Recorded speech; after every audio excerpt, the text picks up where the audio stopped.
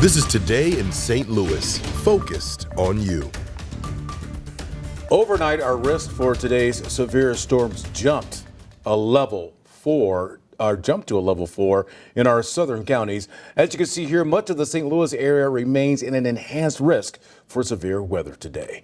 It is Tuesday, May the 8th, everybody. Thank you for joining us for Today in St. Louis. Start running out. And I'm Michelle Lee. We are waking up in storm alert hours ahead of the storm. This morning, we've got team coverage to get you ready for these possible power outages and maybe issues on the roads. But first, let's head over to our Anthony Slaughter, who is timing out the storms for us today. Anthony?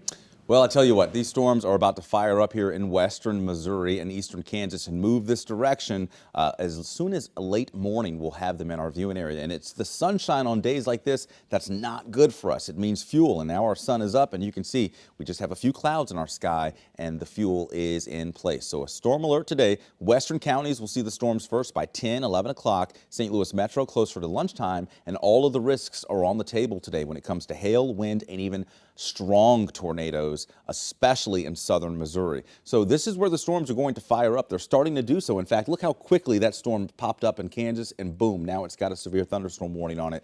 And it only was there for just a few minutes. So that's what we're going to be watching. The nature of these storms will pop up quickly. They are going to race along once they come in our area. And so you will have to act fast as these storms start to pop up. So here's the futurecast. 10, 11 o'clock, pulling into our western counties from Herman, Bowling Green down towards Rolla, even Sullivan, Cuba, and then closer to St. Louis by lunchtime. Even 2 o'clock, Mount Vernon, the Metro East, Belleville, down towards Sparta, Farmington, and Rolla. And again, it's this southern area here where you can see the storms are just going to go over the same location, and that's why you could have numerous storms that produce not only hail, but tornadoes as well and damaging winds. So still a level 3 here in St. Louis, a level 4 now for our southern counties. And yeah, when you see that word strong next to tornadoes, I know it can be a little unsettling, but that's why we are here to keep you safe and keep you prepared before these storms get here so you can make a plan at home before they actually arrive. Let's go over to Paul. He's been keeping an eye on the roads this morning. Of course, you have construction, but you've been letting folks know about the debris that could be out there, especially as these storms get going later on. Good morning, Paul. Good morning, Anthony. There's so much that could cause delays this afternoon, and right now 2 different areas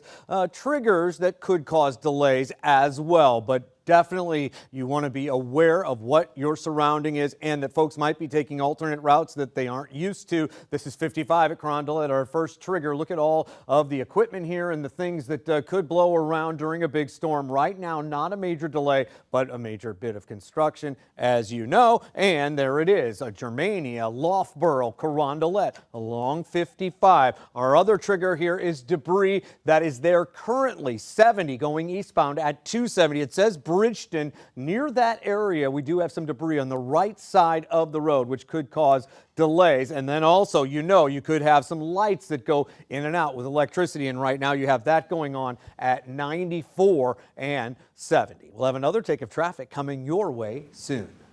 Thanks so much. Our storm team alert coverage continues as utility crews are on standby for dangerous conditions. Right now, our Diamond Palmer joins us now live from Ameren's dispatch office as crews prepare to keep us all safe. Diamond? Well, Rennie and Michelle, that's right. They are preparing for today's severe weather. And just behind me is the Ameren, Missouri dispatch office. And already we've seen many employees come in car after car to the emergency operations center just inside of this office. Now, this morning, crews have been working around the clock to ensure people's safety and ensure that there are less power outages. Now, these crews will be working 8 and 12-hour shifts, like I said, around the clock to ensure just that. And we're going to pull up a map for you. Now, where I'm standing right now is just near downtown St. Louis, and it is one of 3 dispatch offices in our area. Those other 2 across the river in the Metro East area. Now, today, dozens of these dispatchers will use smart devices to monitor the severe weather. These smart devices on people's homes and businesses will light up in a color on monitor screens inside of the dispatch office. It will notify dispatchers there's an outage and where crews need to be sent immediately in the event of power outages. I spoke to the director of distribution operating, who explains why these offices are so important during severe weather. What we're trying to do is understand where those outages may be. We're looking to repair those outages as quickly as possible. We also are consistently looking through areas that may have had a historical, maybe multiple outages over the previous year. We're definitely looking to drive future projects so we can remedy those issues before they become a problem again for our customers.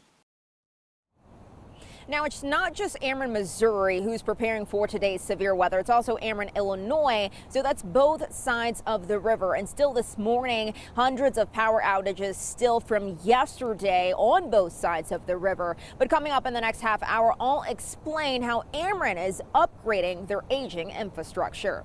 Reporting live here in downtown St. Louis, Diamond Palmer, 5 on your side.